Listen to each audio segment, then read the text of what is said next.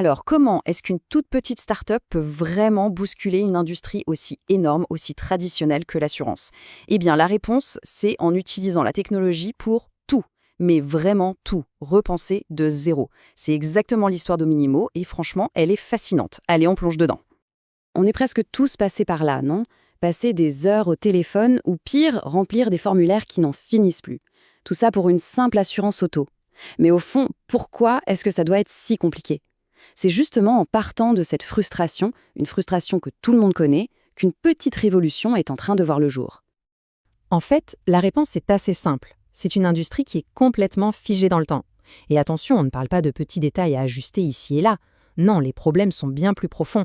Ils sont structurels, vraiment ancrés dans les fondations même du secteur. D'après Dusan Komar, le patron d'Ominimo, les géants de l'assurance sont en fait paralysés par 3 gros problèmes. Premièrement, leur système informatique, ce sont des antiquités, incapables d'intégrer des technologies modernes comme l'IA. Ensuite, la lenteur. Chaque décision prend un temps fou, ce qui tue toute tentative d'innovation. Et puis, soyons francs, les meilleurs talents de la tech ne rêvent pas de bosser pour une compagnie d'assurance traditionnelle. C'est ce triple blocage, en fait, qui a créé la brèche parfaite. Et c'est précisément dans cette brèche que s'engouffre Ominimo. On est en plein dans le cliché de David contre Goliath, sauf que là, David arrive avec une approche complètement nouvelle, pensée justement pour contourner ces 3 obstacles.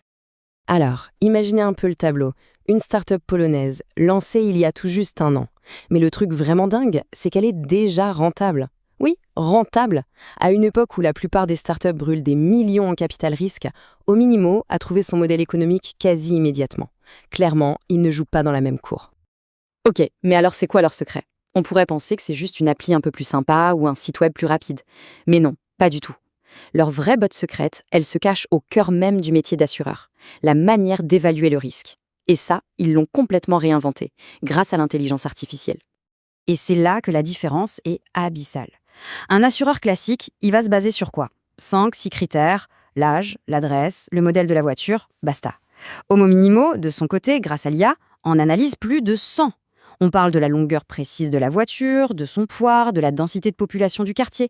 C'est comme passer d'une vieille télé à un écran 8K. La vision du risque n'a juste rien à voir. Étonné, un exemple tout bête mais qui illustre ça parfaitement. Le PDG explique que leurs données montrent un lien très très fort entre la longueur d'une voiture et le nombre d'accidents en se garant. C'est typiquement le genre de détail qui passe complètement sous le radar des modèles traditionnels. Mais pour une IA, c'est une mine d'or. C'est une information cruciale pour calculer un prix qui soit vraiment juste. Évidemment, une technologie aussi pointue, elle ne sort pas de nulle part. Pour la construire, pour l'améliorer constamment, il faut les meilleurs esprits. Et ça, c'est le 2e pilier de la stratégie d'Ominimo, réussir à attirer des talents que les autres ne peuvent tout simplement pas avoir. La preuve, elle est assez folle. Le PDG le dit lui-même.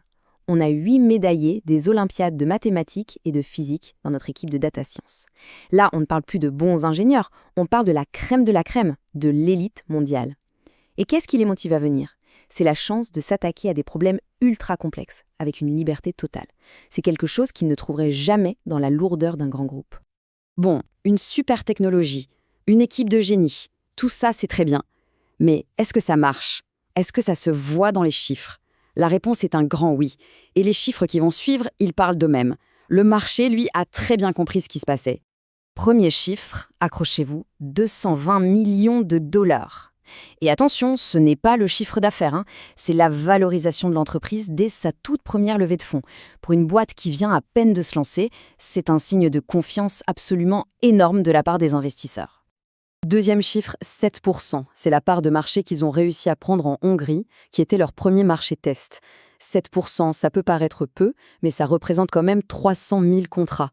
Débarquer de nulle part et prendre une telle part du gâteau sur un marché déjà bien établi, c'est juste une performance incroyable. Et maintenant, le chiffre qui remet tout en perspective, 12. 12 mois. Tout ce qu'on vient de dire, la valo à 220 millions, les 7% de part de marché, les 300 000 clients, tout ça, ils l'ont fait en seulement 1 an. Une seule petite année pour passer de l'idée à un acteur qui compte. Leur vitesse d'exécution est phénoménale, il n'y a pas d'autre mot. Forcément, un succès aussi fulgurant, ça ne passe pas inaperçu. Et ça a attiré l'attention d'un poids lourd, le géant Zurich Insurance Group, qui a décidé d'investir chez eux. C'est l'ultime validation. Quand Goliath décide de miser de l'argent sur David, c'est que la révolution est vraiment en marche.